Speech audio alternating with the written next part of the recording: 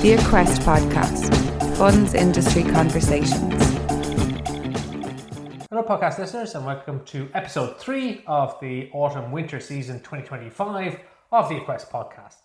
This episode I'm joined again by my now regular co-host Dáire Lawlor, unfed and unwatered, and he's not happy about it, but forgive me this time. Dáire is a bit of a crypto expert, and this episode is on his special subject, which is all things crypto, from cryptocurrencies and Bitcoin and all that kind of stuff, the stuff that gets people very excited, down to things like tokenization of investment funds, DeFi versus TradFi, and all the rest of it. So quite a broad-ranging conversation about anything crypto-related, going through the kinds of frequently asked questions that we get asked over the years and particularly recently. So with that, let's get on with the show. The Aquest Podcast, Funds Industry Conversations. Hi Dáire, you're back for episode 3 of this season. It. The thrill continues, Danny. Have you noticed that, not that the warmth of the welcome has lessened, but the goodies have lessened? I was wondering where the pastries were today, all right. No pastries and biscuits and coffee this time. In fairness, I was a little bit behind schedule arriving here, so perhaps someone else scoffed them before I got to them. There were none. It reminds me of, when you first start appearing at the house of the potential in-laws and you're guided in and sat down in front of Sky Sports and fed and watered, and then over time that dissipates, and next thing you end up in the kitchen with your sleeves rolled up. With the pinny on and the drying cloth. That's how it goes. All right. Well, so next week you'll have to bring the biscuits. I've noticed that. Yeah. No, I'm actually quite concerned about what the Christmas party is going to look like. You had set great expectations earlier on in this relationship, Danny. And so a lot of relationships going down. Yeah, well, that's it, indeed. But you notice I've invested in some new music. Have you seen? I did see that. Is this after your love language of the regulator inspired you to buy some romantic albums? Is it? Partially, but I left it there to impress you because that's quite a modern album. That one there. That's a vinyl of the new Fontaines DC album. Romance. Oh, very good. New came out last year. Excellent. So it's not all oldies, golden oldies on the vinyl player. Yeah. Funny enough, my deck is defunct. It is a defunct deck now, but I'm sure we'll be able to. But you're before we get into the conversation, you're a music man, really. You're very into music. You're into band, like. I play music, and I used to play in bands, and I do like music, but tough gig to make a career in. That's why I'm in the funds industry, more or less. There came a point when one had to recognise that if one wanted to, do things like buy a house and own a car and what have you, live the life of a troubadour wasn't necessarily as well rewarded as other pursuits.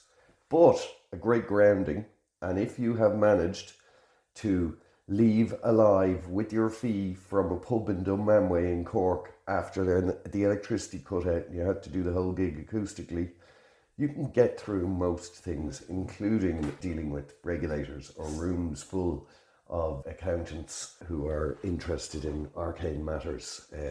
Sets you up for survival then. It definitely gives you a series of skill sets that are very transferable and useful in other and areas. You still play then? Because I do. I'm playing tonight. Myself and a couple of the guys who I've been playing with for 40 years now. We play midweek just together around a kitchen table, bottle of wine. Oh, really? Mental health night. But I haven't played a gig. We were supposed to play a gig just before COVID, and COVID happened, and we haven't quite gotten it together. Played a couple of standing in here and there, but I haven't played it was on my list of things to get done this year, but given that we're 2 months, given we're in November, it's looking increasingly unlikely. But again, I play all the time for fun. Right. Well, maybe you could come up with a little intro music for the podcast. 10 seconds, but it's gonna be punchy. Right. 10 seconds. Right. Yeah. Well, let's see how you get on with the feckin' pastries. Right. Okay. Okay. Pastries next week. You and your pal sitting around the table now can come up with a tune for the podcast. I will. I'll put the problem statement in front of the committee and see what the response is. See what they come up. The deeper into the wine, probably. I was just about to say, I'll wait until the second bottle has been opened, perhaps. Anyway, so for this episode, we're going to kind of talk through some of the frequently asked questions that we get around. Now we say crypto but you're talking about tokenized funds, and we're talking about regulatory regimes like under the markets and crypto assets and all. So it's broader, but crypto just grabs people's attention. So let's call it crypto. There's been a lot of debate around that, and I know when when we were involved in the white paper back in whenever that was, 2022, 23, a couple of years ago now. I think we eventually settled on digital assets over crypto because not sexy though. Which crypto tended to have a whiff of sulfur about it in certain quarters. But yeah, to your point, interestingly, when I did some work with the Central Bank of Ireland around risk and compliance in that area, they were very clear that the nomenclature that they wanted to use was crypto at the time. It's a very broad church. So you've got everything from a tokenized money market fund in a regulated structure that is effectively issuing their share certificates in a new digital manner on a rail that permits fast settlement. So that's pretty conservative. It's just a new way of conveying ownership to the investor. All the way out to meme coins, that are based on cartoon animals or whatever, that are effectively pump and dump schemes that everybody's bought into, and and the excitement of the casino is around them, and they're utterly unsupported by anything other than the fun element. They're like trading cards or something. And then in between, you've got your gold standard, so Bitcoin and Ethereum still command a significant proportion of the overall market capitalization. So it is a term that covers a lot, but I'll tell you one thing. Usually if you say you're in the funds industry or financial services, people's eyes glaze over. Correct. But I did have an electrician. So you're in crypto. Electrician in the other week, and it was all about crypto. Crypto. It was all about, he had a Bitcoin or his brother had Bitcoin and all that kind of stuff. So it definitely grabs the attention. Yeah, and it's accessible and it's exciting. And I mean, even down to the meme coins. There was a very interesting article I read a while back around the meme coins, and they were talking about that. Really, it was around this sense of community, and the vast majority of the people in there, certainly the vocal ones and active ones, and all the message boards. So there's a whole. I hate the word ecosystem, but there's a whole tribe of people who are believers, who are having. Well, no, I don't think they necessarily believe in it, insofar as more so than it's like drag racing or something. It's and they know that at some point it may tank, and the fun is to not be the guy it tanks on. And there's frenetic trading and speculation and gossip and rumor and innuendo. So it's like fun. It's community. That's the word. It's a community around them. And there's been some interesting work done on looking at those people. But they're having fun. They're not, or certainly oughtn't to be, putting their life savings into it. And is this in relation to meme coins? This is around the meme coin side, so the Dogecoin and even if you look at things like the Trump coin or the Melania coin, I mean, they have no purpose other than to fluctuate in price. What else do they do? Right. And to give you some kind of referential affiliation, so it's almost like supporting a soccer team, and having a bit of a flutter at the same time. Would be my interpretation. And there's money behind. There's people make money out of them. There's people not. There have been problems where they've been allowed to be used as collateral in DeFi constructs, and then found to be wanting. And there's been a couple of instances of that where it has proven problematic. And so we've got real world assets, i.e. money market funds, or there's real estate, or there's bond issuings, and there's there's a whole bunch of stuff that is backed by something. And then there's a bunch of stuff and then you've got stuff that's maybe backed more notionally. So you've got the scarcity and originality of the Bitcoin, and there is a strong community of people who see that as being an inflation hedge and stuff like that. You've got your Ethereum, which is effectively, or Solana, or a couple of these others, which are effectively infrastructural providers that are funded through the tokens and the value of the tokens. And you can see that while the value is set by the market, there is some form of structure, within them. And then as you move further out, you wind up with some of these wackier constructs. But so it's a broad church. But what they all have in common is that they are tradable across distributed ledger technology, and that settlement can happen very quickly. Can you explain the blockchain or digital ledger technology in 60 seconds? Oh, That sounds like a no. It's complicated. No, it effectively what it means is that you've got a single ledger that is by a variety of different means validated in a trustless environment, whereby everyone agrees that a transaction has been done. Conceptually, what that means is that there is the central authority as it is not needed. So instead of us all going down form to the forecourts to get a land registry and write into that, and then there's one registry that's owned and that's definitive down there. Yeah. This register is distributed amongst... in its purest form, so in a Bitcoin form. Now, it could be argued, and I think the Finns are doing something around this, where they're actually using distributed ledger technology now for their land registry. But, there is somebody in charge. Okay, so it's not... and one of the problems interestingly, so one of the things that allows a blockchain to thrive in a trustless environment, where consensus is being used to establish what truth is this concept of immutability. So once a transaction happens, it has happened, and it has happened forever. Now, if for some reason something off-chain means that was unfair or shouldn't have happened, it's very, very challenging. You can't undo the transaction. Yeah, so if you've been defrauded out of something and it's gone... Yes, except when it's not. And there's a lot of that. So there are firms now who can pursue it. But I mean, for example, I just saw something that flashed past me today where they've identified a series of wallets on there that are associated with the North Koreans. So the North Koreans have been funding a lot of their nefarious activities through the scamming and robbing of coin. And interestingly, one of the things, and I think this is one of the regulatory advantages of the distributed ledger, is that the richness and the immediacy of the data that becomes available through tracking the transactions is very good, albeit that there will be a degree of anonymity around the wallet. But there are means of establishing who owns a particular wallet at any particular given time. But one way or the other, so they can identify when the money is stolen, they can follow the money out to the wallets. But the question is, how do you get hold of the person?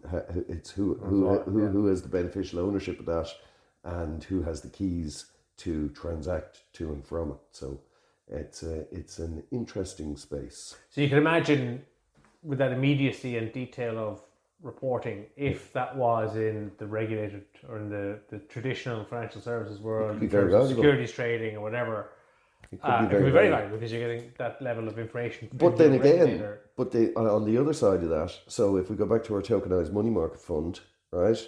If you've got a 24/7 market and for some reason there's a run on a fund, things can happen very, very quickly. Okay. So if you think of the Liz Truss and the margin calls situation that happened the mini budget in the UK after the mini budget, they were able to go, right, stop, everybody stop. We're just going to take a deep breath here before the whole market blows up, right? A trustless environment, Bitcoin purist would regard that as precisely the reason why Bitcoin was invented. And indeed, on the very first block that was created in the Bitcoin blockchain, they actually captured headlines from the newspaper about government interference in dealing. That's very much, it's raison d'etre, if I may use that French word. So letting it all crash and burn may be regarded as appropriate punishment for the foolishness, but do we really want it happening at lightning speed? So instant settlement is brilliant until it isn't. Okay. And you're going to find myself saying that a bit about this whole space. Okay. So what's our next frequently asked question? Well, then, question that I get asked a lot is, should we be investing in Bitcoin? Why didn't I invest in it 10 years ago? Yeah. And why didn't I invest in it? And I have to say, I am somebody who didn't. And I see, there are people who have done very, very well, from investing in it. So don't ask me for investment advice would be answer one. Answer two is it is risky. There is a scarcity value around it. There's only ever going to be a finite amount of them produced. It's up to 90% of those are already out there in the marketplace. You could buy a pizza with 10 of them maybe 15 years ago, and now that would probably allow you to pay off the national debt of a small emerging economy country. One of the guys who I played music with, his son built a website in about 2016 as a Nixer while he was studying computer science, and got paid in Bitcoin at the time.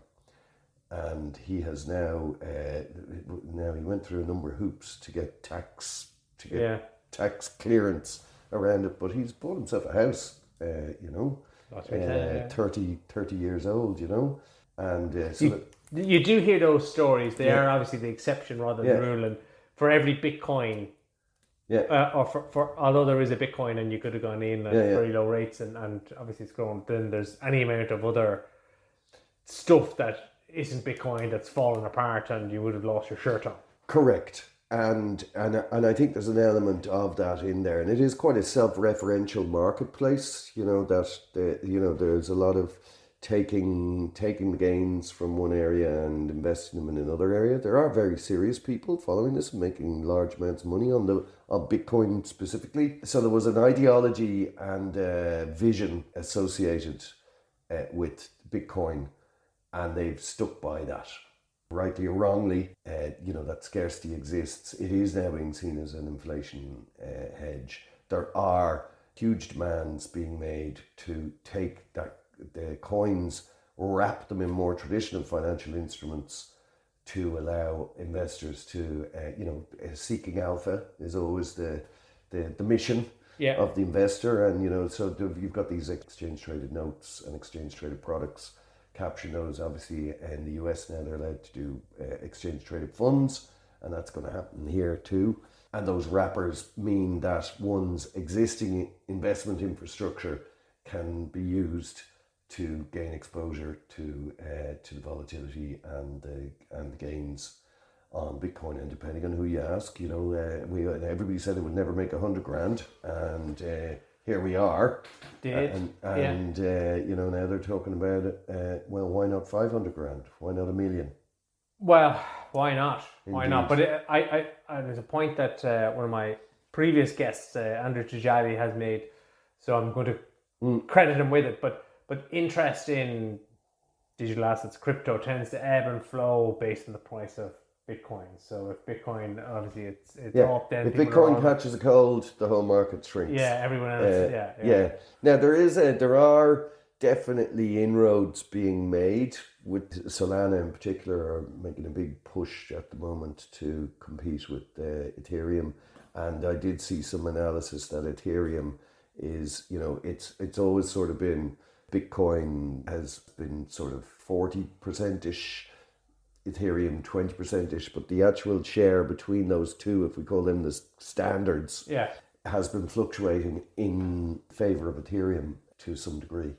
There's so much in there to unpack, but I mean, Ethereum is a software development kit that allows people to build programmable money. That's a different proposition to Bitcoin, which is a scarce asset that lives entirely autonomously and is valued by the marketplace. There are differences in substance, and then there are a whole raft of other firms in that infrastructural space who are issuing tokens to fund what they do to build out what they build. So, long answer to a short question. Bitcoin, it keeps flaming going up. Read the white paper, which is 9 pages, most of which is understandable. Make your own decision. Next. Authorization. How do crypto firms go about getting authorized, and what type of substance do they require? Do you get that question? I get that question frequently. But you're a lawyer. Well, I'm a lawyer.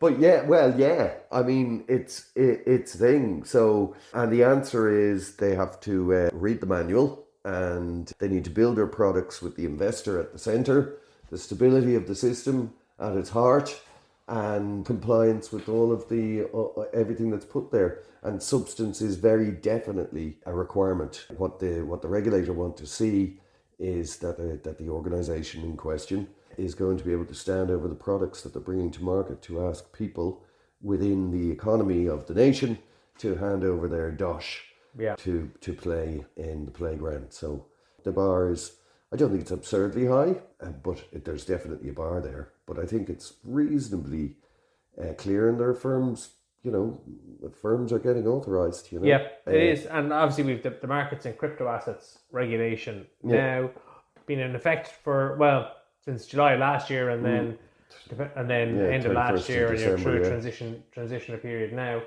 So end of this year, crypto firms will need their license. There was a while ago before we had MiCA where firms, the VASP.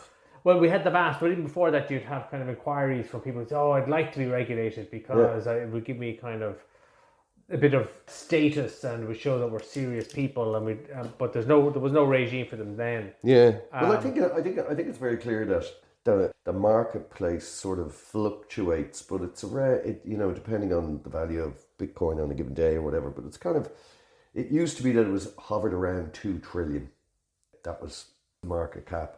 It's now 3.5, because prices have inflated. But it is quite self-referential. If we take the stable coin piece out, and we haven't talked about that at all yet, but if we lift that out of it and just look at pure coins, for want of a better way to put it, it's hovering around that kind of amount of money. And that sounds like a vast amount of money. But really, if you were to look at the two biggest S&P tracking exchange traded funds in the United States, the SPDR and the iShares S&P 500, their market cap of the two of those exceeds the whole of crypto, right? So, sometimes we forget that because they're a noisy bunch. It's not a huge marketplace, and the reason for that is because the people who get it, be that from an investment frame of reference or from an entertainment frame of reference, because there is a crossover there, I think. They're in there and they're playing. But if you've got other people who are saying, I want to get little Johnny and little Mary's college fund set up, are they going to stick it in there? Probably not, unless they feel that they're reasonably safe that it will come back out at the other end. And there has been sufficient between scams and what have you, exchanges collapsing, various scandals around governance and what have you.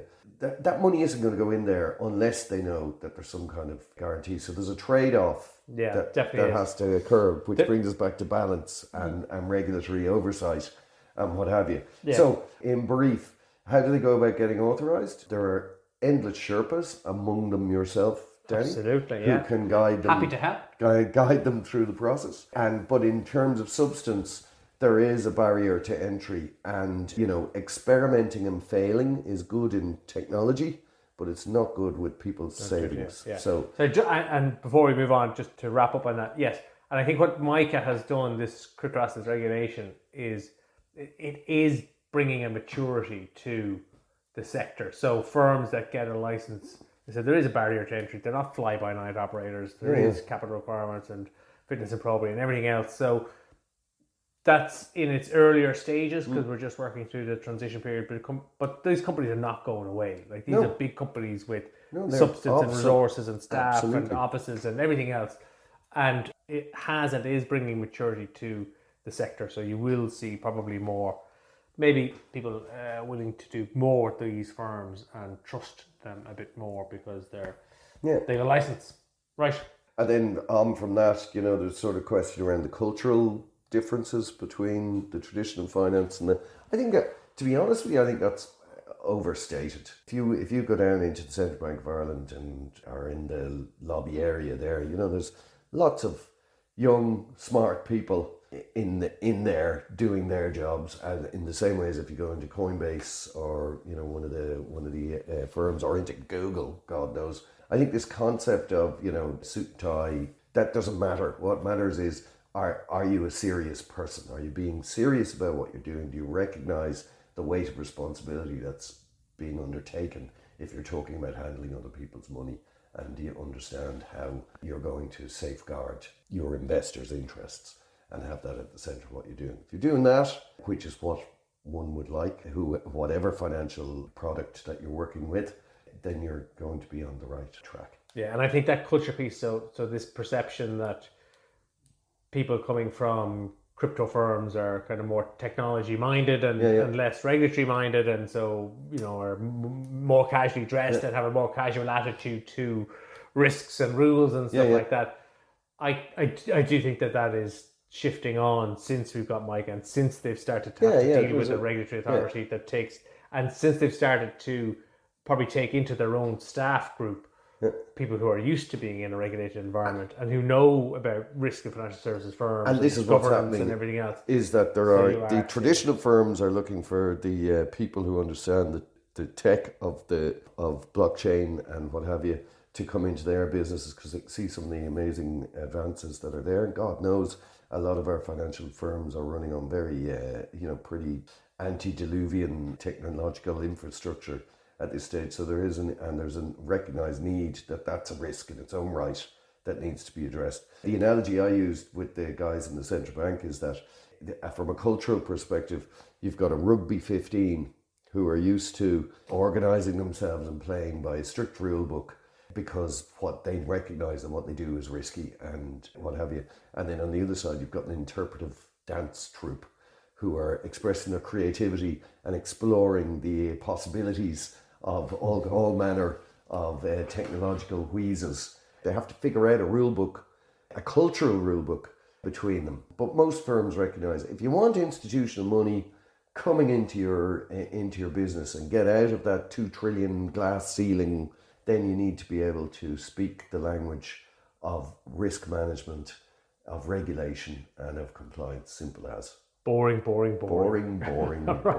Yeah. Okay, next. So tokenization, I suppose, and we've talked about this a bit already. I think it was why are firms like Fidelity and BlackRock talking about tokenization. Do you want to explain what you mean by tokenization? So using the token, it's a good payments rail. It's very good for settlement. It's a good way of going to market. It's automated. Your market can operate 24/7. Things settle very quickly.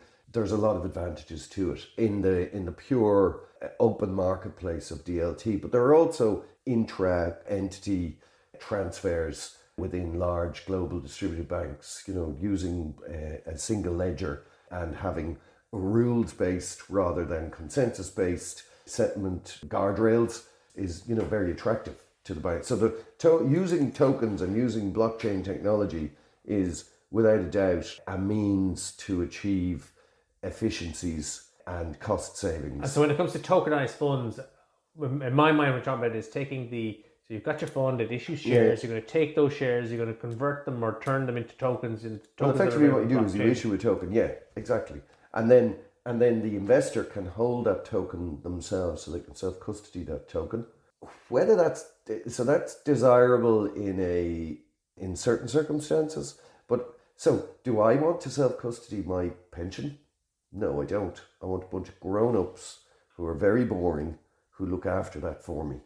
And I want to know that I have a guarantee, courtesy of the regulator, that that money will remain available to me, that it's underwritten at some level, and that I'm getting true and accurate information about it. We've built a whole infrastructure in the traditional finance space to allow that to happen. Some of the technologies that these guys are working with can allow that to happen in better, quicker, cheaper ways within the traditional industry. And there is adoption going on in that space. But if you wanted a fully tokenized fund, you would need to be holding tokenized securities within that fund. You would need tokenized cash for the holdings, the cash holdings inevitably that appear in the fund, or when you're in a redemption scenario, you would want to be able to redeem back to some kind of tokenized money.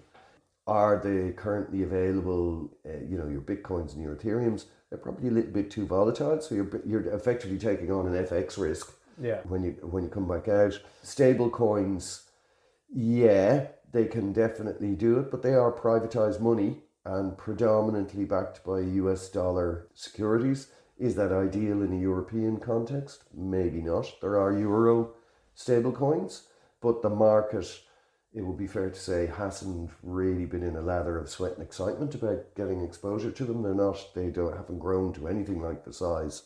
And interestingly, the most dominant stablecoin in the world is one that really isn't inclined to concur with some of the regulatory standards being foisted upon it around transparency of how it's backed, etc.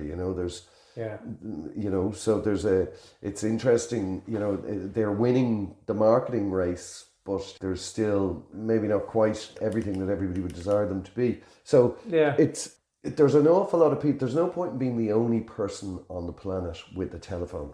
You need to be able to ring other telephones, right?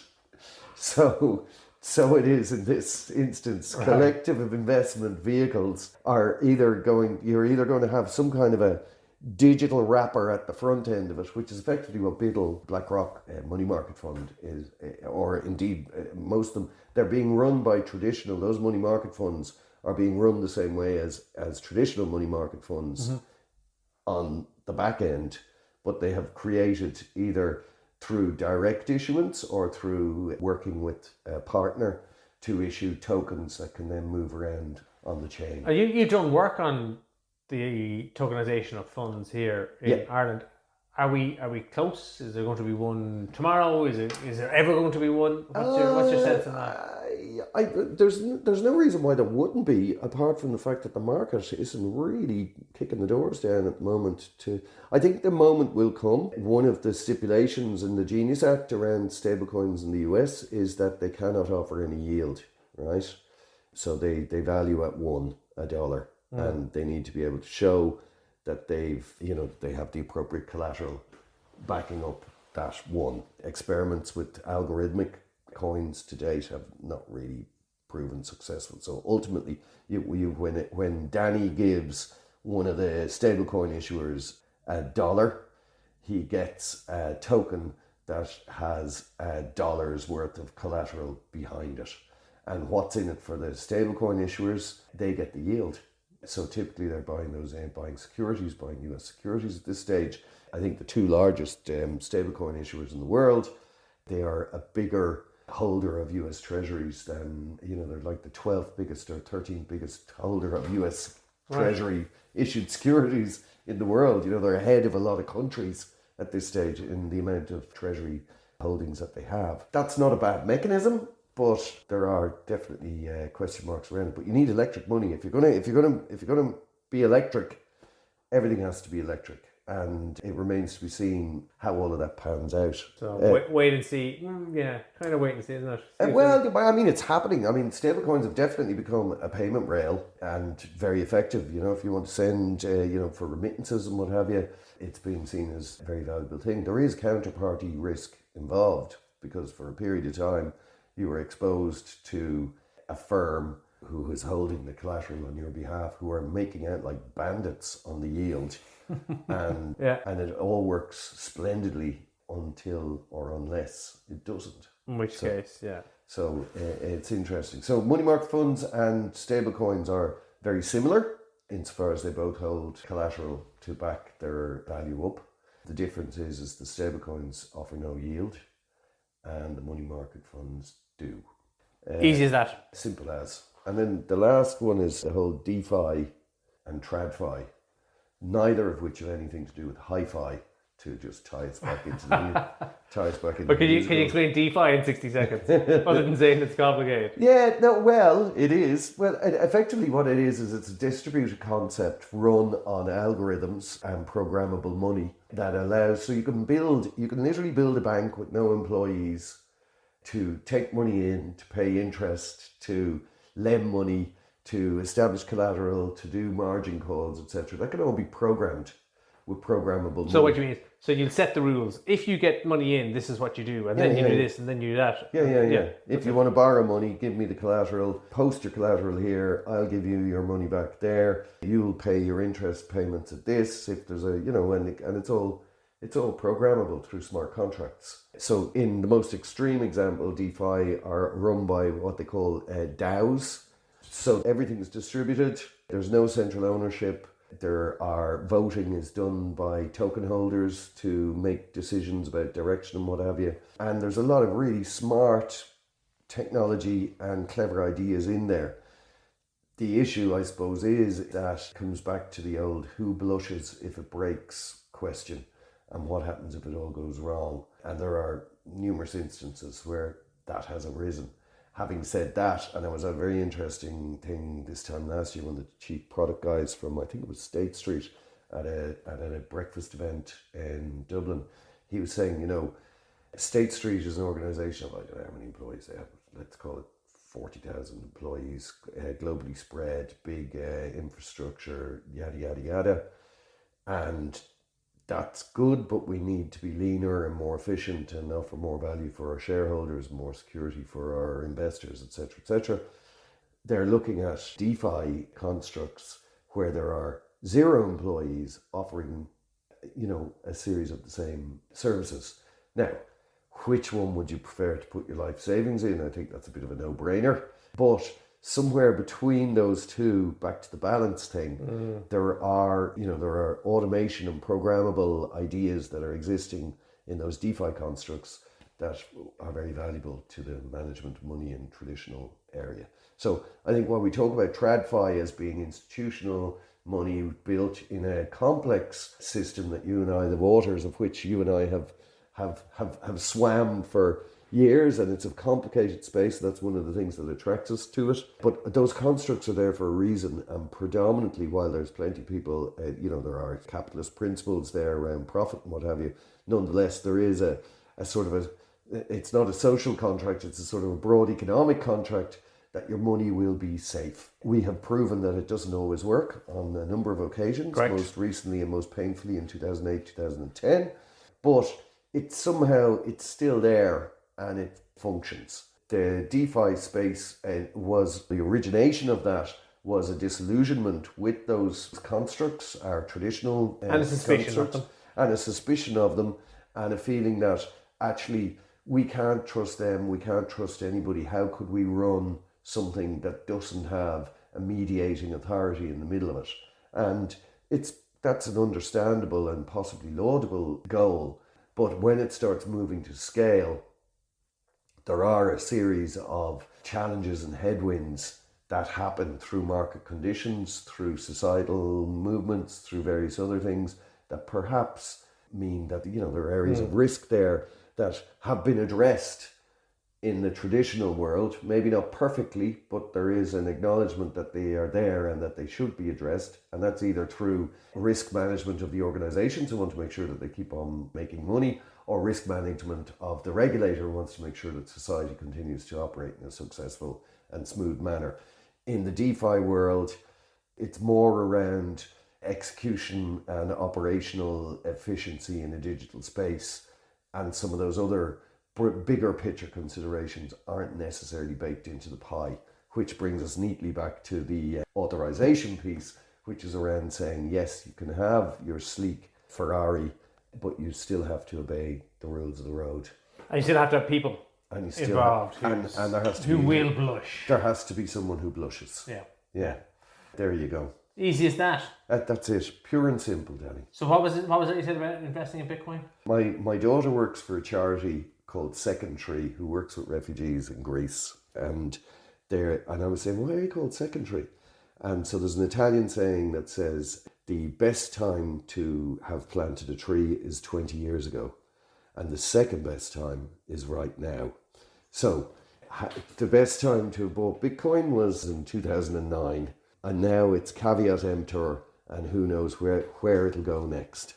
Did I sit hard enough on the fence? On Very much so, but you're not regulated or licensed to give investment advice, and that's good with me. Not get into trouble. Yes, indeed. Okay. There you go. That's everything anyone needs to know about crypto. That's it. Back out now to, I'm going to have to go and stop in a Circle K and get myself a pastry. You go and get yourself a pastry. My lonely pastry. Get yourself a few bottles of wine and invent a theme tune for the next few episodes of the podcast. I'm going to go and roll my sleeves up and get the baking gear out and make sure we feed you well the next time around. I sincerely hope your standards return to their previous lofty heights. They will.